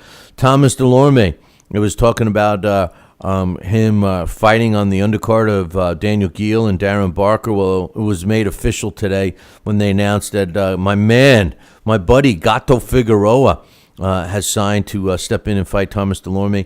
Let me tell you, if Gato's in shape, which is a big if, but if he is in shape, he's going to give Delorme all the trouble that he can handle. I'll tell you that. Thomas Delorme was hand-fed cupcakes until he lost. And then he's been fed a couple of cupcakes since then. And on August 17th, if my man Gato Figueroa is in shape, He's going to give Delorme some trouble, so we'll have to wait and see what happens there. It will be an HBO fight. The main event will be on After Dark, HBO's After Dark, but this particular fight with Thomas Delorme and Gato Figueroa will actually be on HBO's Latino, so they're kind of ripping a page out of Showtime, right, when Showtime does the extreme stuff, but anyway. So we'll be looking for that. And in case you forgot, Delorme stepped in with Luis Abregu back in October of last year and was destroyed in that one. So we'll see what happens. It was also announced that tomorrow there's going to be a press conference from Golden Boy that they just signed a new deal with Fox Sports to put on a series of Monday night boxing events. So far, for within the next year, they're going to be doing 24 of them. You know, I absolutely love this. You know, as much as I can't stand Golden Boy, man, are they making some moves where they are just taking over. You know, it's going to be really interesting to see what happens with Top Rank when Bob Arum steps down or checks out, however you want to look at it, and his son-in-law takes over, Todd DeBoof, and I wonder if they are going to work together. But I will tell you this: the moves that Golden Boy are doing now, and the success that they appear to be having, talk about monopolization. They're slowly taking over, and where I think they made a smart move was that Golden Boy started getting involved with these smaller club shows behind the scenes, you know, putting the main event on and letting the local promoter just worry about the local fighters. And, you know, they slowly, you know, worm their way in. And if something like this gets pulled off and it becomes successful, if the ratings are up, which hopefully they will be, my only thing is, as a boxing fan, I want to see boxing every night of the week. But Monday night is an extremely tough night to go up against Monday Night Football. You know, so, you know, football season starts in September. You know, if they're talking about 24 Monday nights, that's half a year roughly. And, you know, when are they going to do this? You certainly don't want to compete with Monday Night Football. And I don't care, you know, if the diehard boxing fans are saying, well, I don't watch Monday Night Football, still, you know, that's a tough nut. I would have thought that a Monday night series for half the year, and you do it, you know, in January after football is over, you know, and then you run from January through or say February through July, and then you pick up again. You know, that's what I would have done. But hey, all I can say is the more boxing on TV, the better.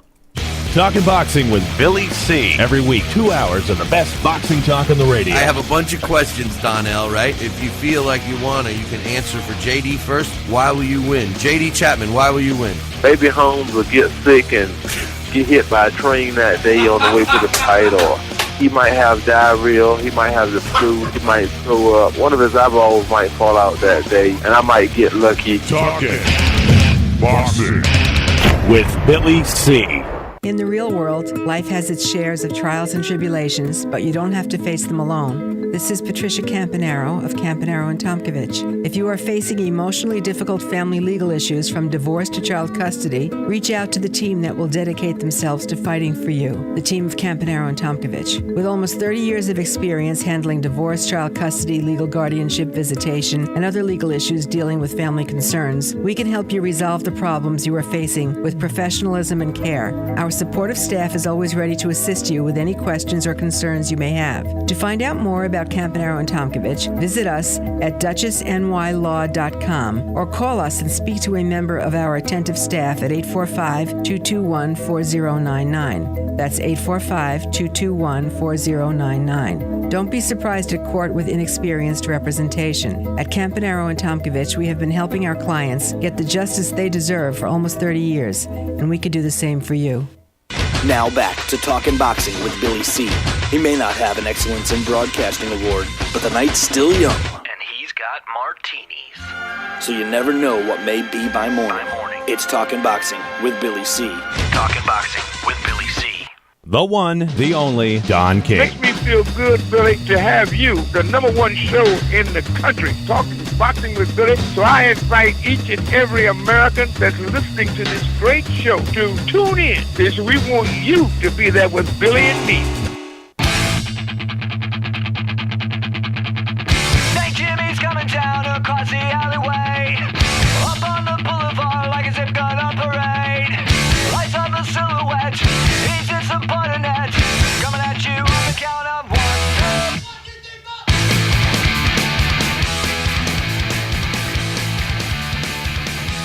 2. And we're back. You're listening to the Talking Boxing with Billy C show. You're watching us on the Fight Now television channel. Glad you could join us.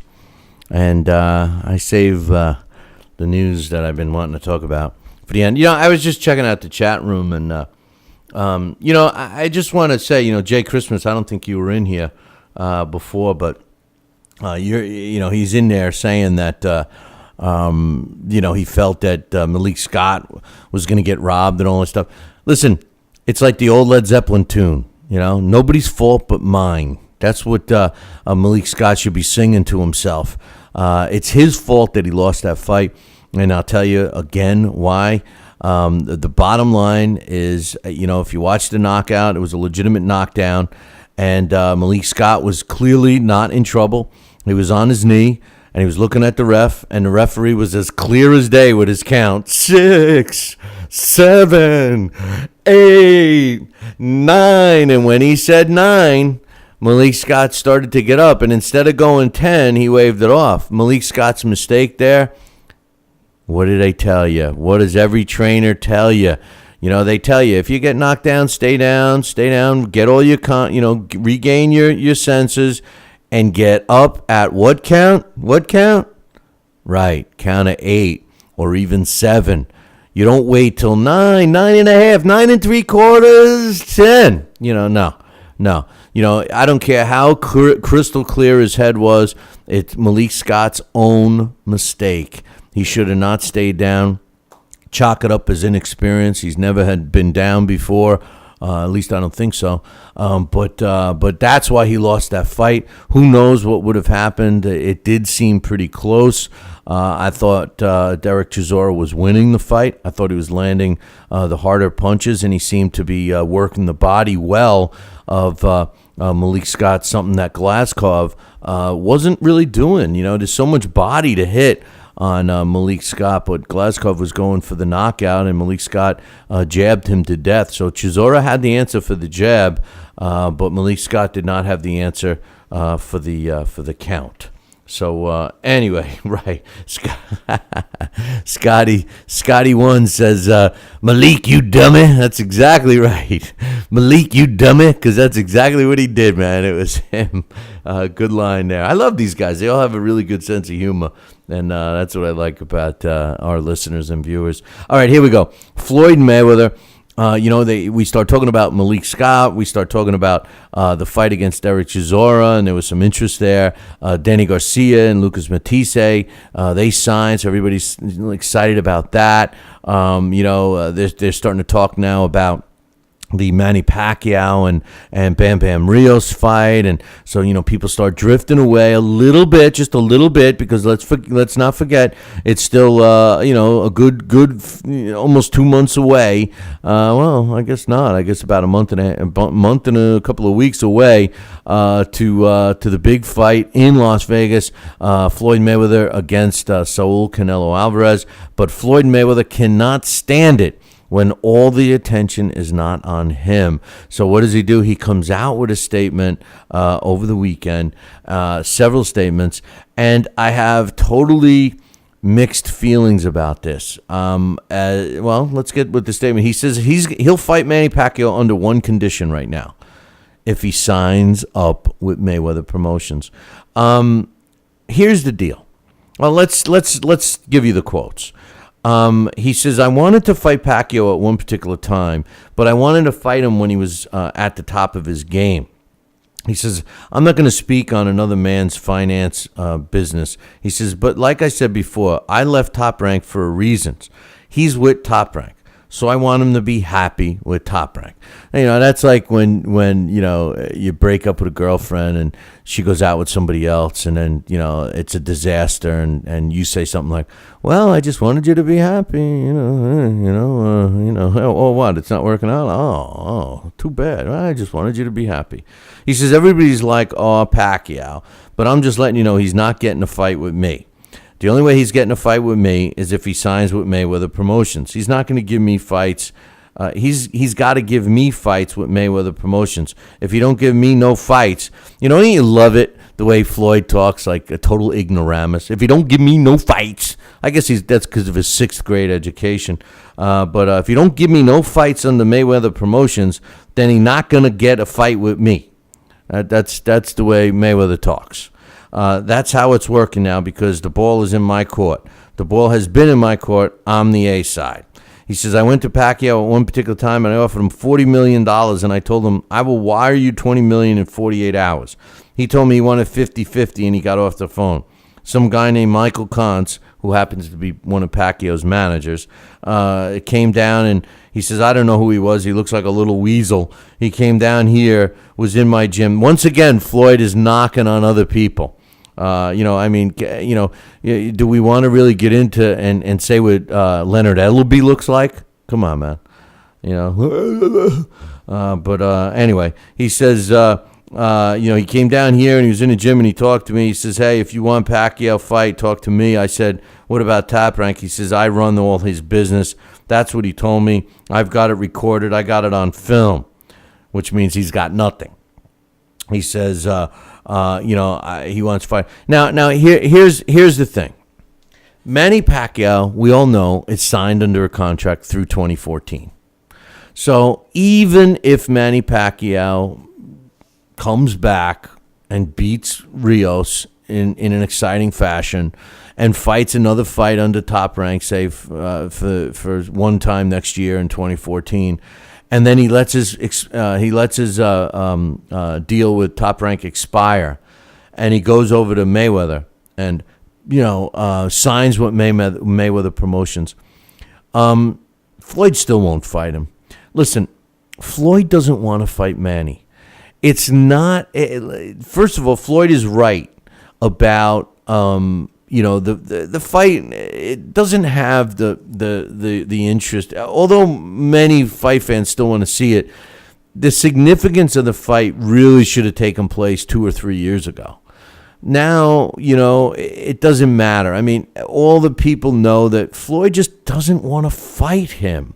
It's not about Floyd being the A seat and being the man. He's the man. He's the man. It's about Floyd not wanting to take a risk. Now, and I know, if we look at Pacquiao right now, Pacquiao should not be able to beat Floyd right now. I personally think Pacquiao would have beaten Floyd if the fight took place 3 years ago. But right now, I would say I would bet on Floyd, all right? As much as I can't stand him, I would bet on Floyd. But the difference is this. Even though we think, or I say we, most of us think, or at least in my case, I believe that Floyd would beat Manny, it's not an 80% chance. There is a risk factor involved. Why is there a risk factor? Because Manny Pacquiao throws punches from all angles, something that I'm convinced that Floyd cannot handle because of the combination of the punches being thrown at all angles and at the speed in which they come and the power that comes behind them. Floyd will not want to take a risk. Floyd refuses to step in the ring with any fighter that would not be a 75% or more chance of him winning the fight. Floyd. I don't know if it's a 75% chance that Floyd beats Pacquiao. I think it's a good 60% chance that Floyd beats Pacquiao. I don't call it a 50-50 fight. I give Floyd 60-40, maybe 65-35 chance. Maybe even 70. If you want to really stretch it, maybe say 70% chance that Floyd beats Manny. But that's still 30% chance that Manny beats Floyd. And Floyd is not man enough. Really, he's not. You guys can start sending me to hate mail, but Floyd's not man enough to take that risk because all he cares about is his O. So Floyd can tell you that, he's doing this as a punishment. And by the way, what's the punishment for?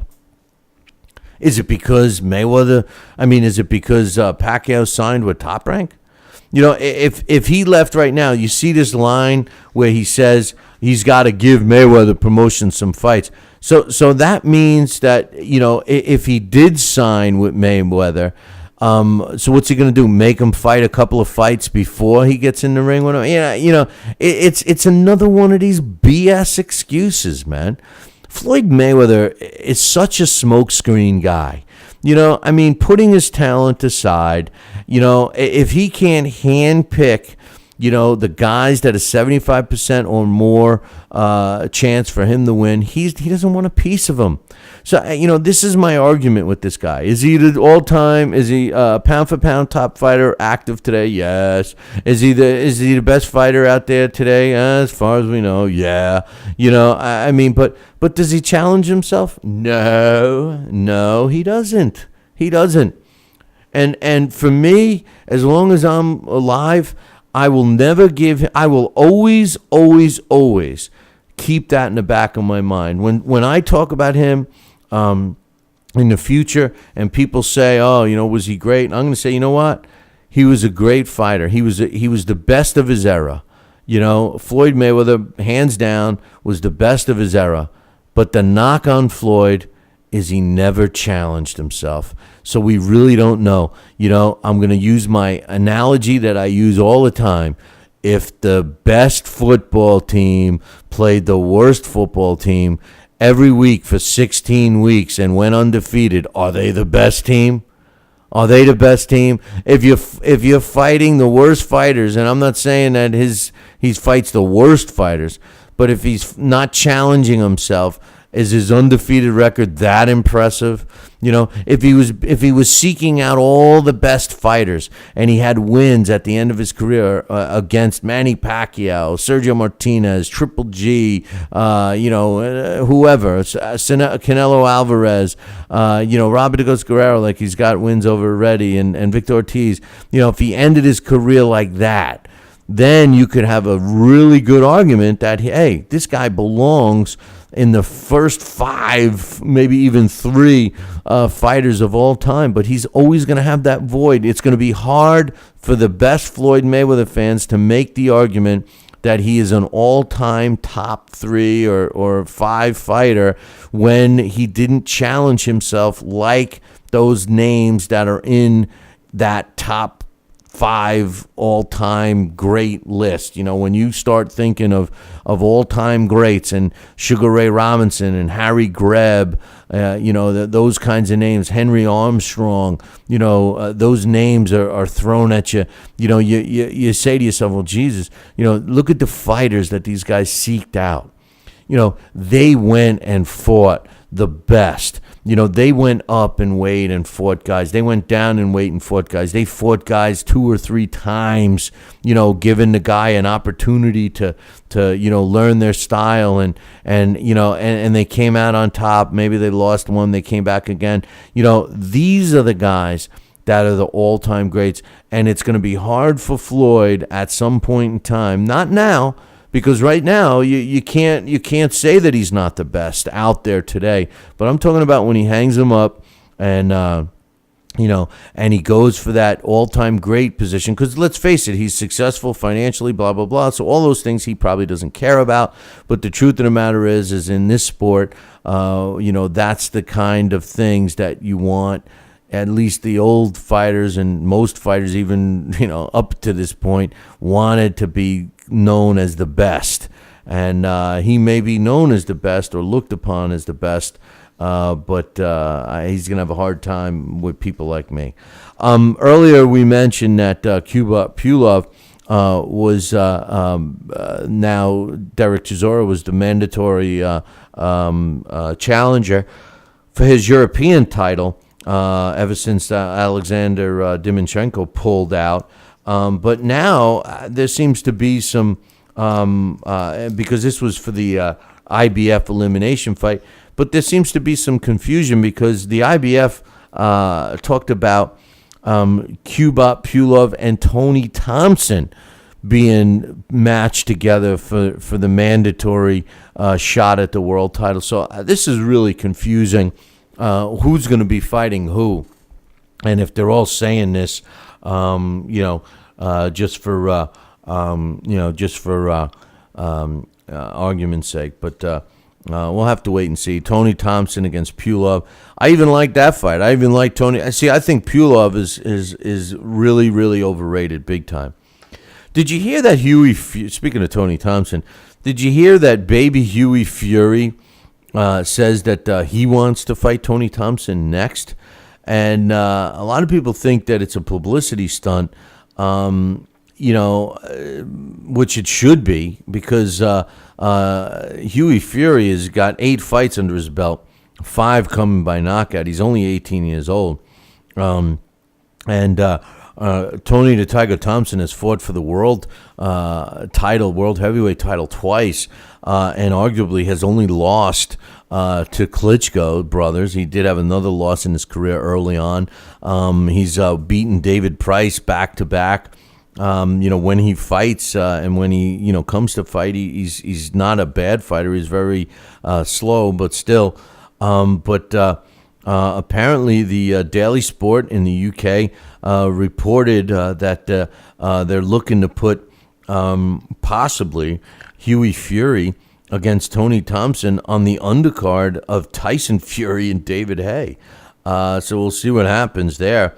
We know that Tony Thompson is negotiating for that elimination bout with Kubrat Pulev, but now with the discussion that Pulev is Derek Chisora has been named the mandatory challenger for Pulev's European heavyweight title. Maybe Pulev is starting to say, well, why don't I fight Chisora, make some big money in Europe, and let Tony Thompson fight Huey Fury, and then who cares about the IBF, And I kind of like that. I kind of like that because, think about this. The IBF champion, one of these guys are going to have to fight and win the rights to fight Vladimir Klitschko. Maybe they don't want to race for that fight opportunity yet.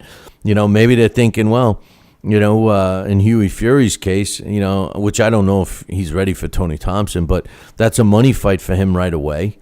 In Kubrat Pulev's situation, him fighting Derek Chisora for the European title, that's a money fight for him right away. He still doesn't lose his ranking.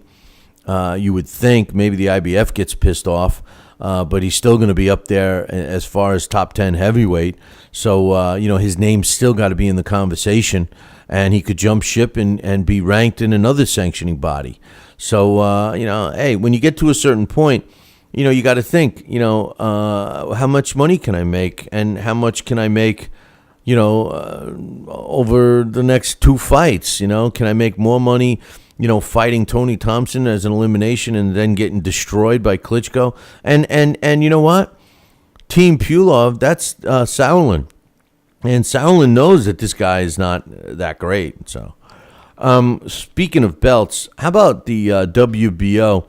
Basen Jurov was stripped of his junior middleweight title, and now Demetrius Andrade is still in line to fight for that vacant belt, and they got to figure out who he's going to fight, and they need a challenger, and apparently the WBO has given Team Andrade 180 days to pick out who they're going to be fighting for that belt. Now, rumor has it that there's a fight card that's taking place in China, and it's the card that features Manny Pacquiao and Bam Bam Rios.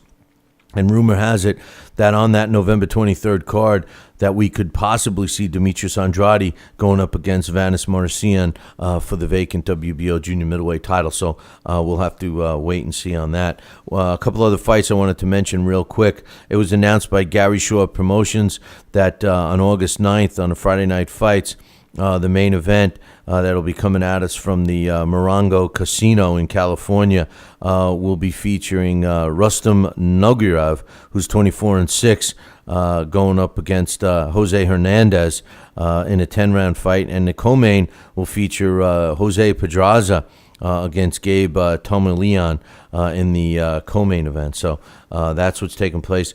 The Deontay Wilder and Sergey Lukaevich fight, don't forget, that's taking place August 9th. It's actually a triple header on Showtime. You got that fight. You also got Francisco Vargas is going up against Brandon Bennett. Vargas is 16-0 with a draw. Bennett is 15-0 with 7 knockouts in the lightweight division. And Jermell Charlo, undefeated, 14-0 with 10 knockouts, is taking on Antoine Smith. You know, the guy that's always yelling and screaming during his fights. So that's taking place on August 9th. And we already told you about the Delorme fight. And Marcus Beyer, not one, not two, but 3-time world champion. He's going to be a guest speaker at the World Boxing Federation's convention, which is being held this fall. So that's some news. All that stuff's going on, and we got a lot more stuff happening this week. So, but right now, wake up! It's time for the. It's too early for a trivia question.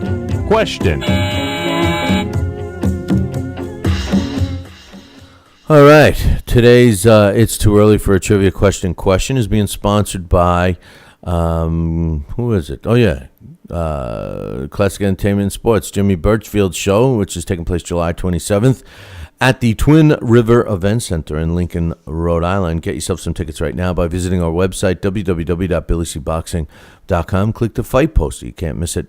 It's on the right-hand side. Tell them Billy C sent you. Don't forget to ask them for all the specials they got going on. Now, today's It's Too Early for a Trivia Question. I'm disappointed in you guys. We gave you a bunch of big hints. And, I'm going to give you the same hints now.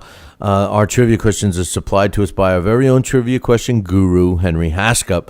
And this one you had all weekend. Now, remember, every one of these questions are Googleable, if that's a word. You can get the information if you spend a couple of minutes on it.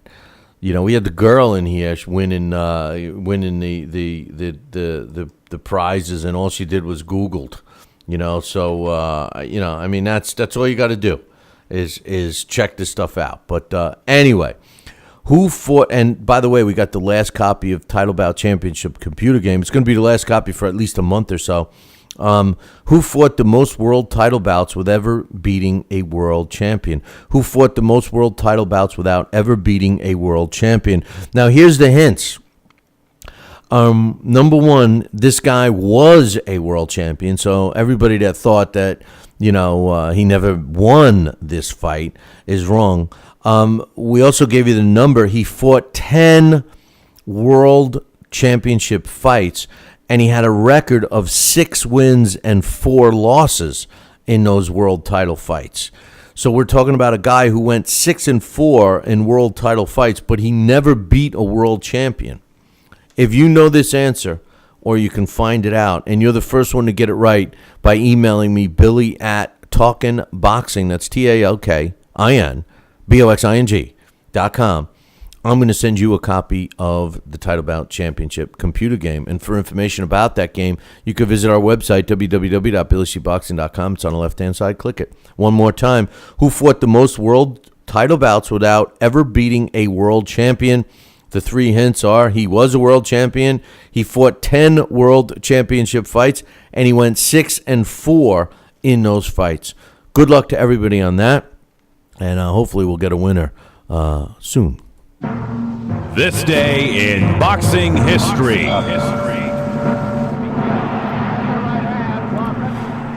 And finally, this day in boxing history is being brought to us by Campanaro and Tomkovich. If you're looking for a lawyer, use the ones that keep my ass out of trouble. That is Campanaro and Tomkovich. Give them a call today, 845-221-4099. 845-221-4099. Let Campanaro and Tomkovich knock out your legal problem. 845-221-4099. Tell them Billy C sent you and that I'm going to pick up the consultation fee. That's right. 845-221-4099. All right, we got a few of them. And we got some. I'm apologizing now for murdering these names because we got some tough names to say today. But on this day, July 22nd, in 1984, Chong Pal Park knocks out Murray Sutherland in the 11th round to win the IBF World Super Middleweight title, and that took place in Seoul, South Korea, on this day in 1984. On this day, July 22nd, in 1987.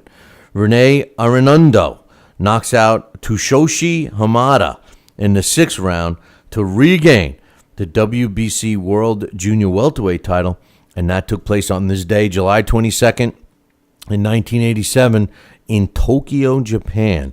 On this day, July 22nd, in 1995, Ilimi Goyata knocks out Hung Chul Lee in the 4th round to win the WBA World Junior Today they gave me some tough ones, right? Won the WBA World Junior Bantamweight title, and that took place in Seoul, Korea as well. On this day, here's another one. On this day, July 22nd in 2006, Nobuhiro Nishiro, no, I know that one, knocks out Martin Castillo in the 10th round to win the WBA World Junior Bantamweight title, and that fight took place on this day, July 22nd, 2006, in Japan.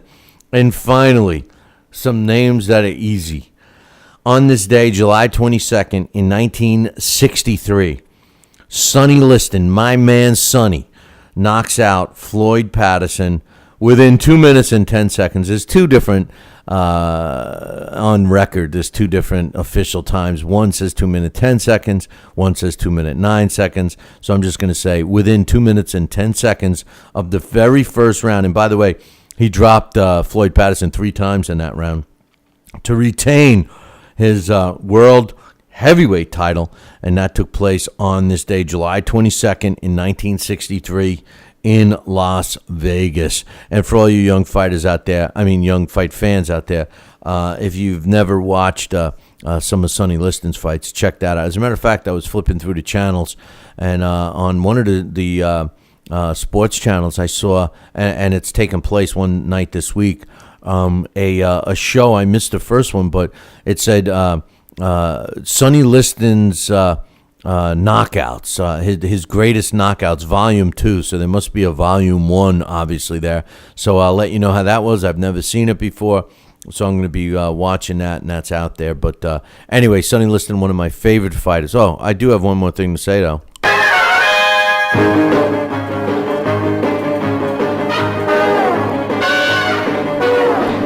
Make sure you tune in tomorrow evening, same bat time, same bat channel. But until then, ciao, baby.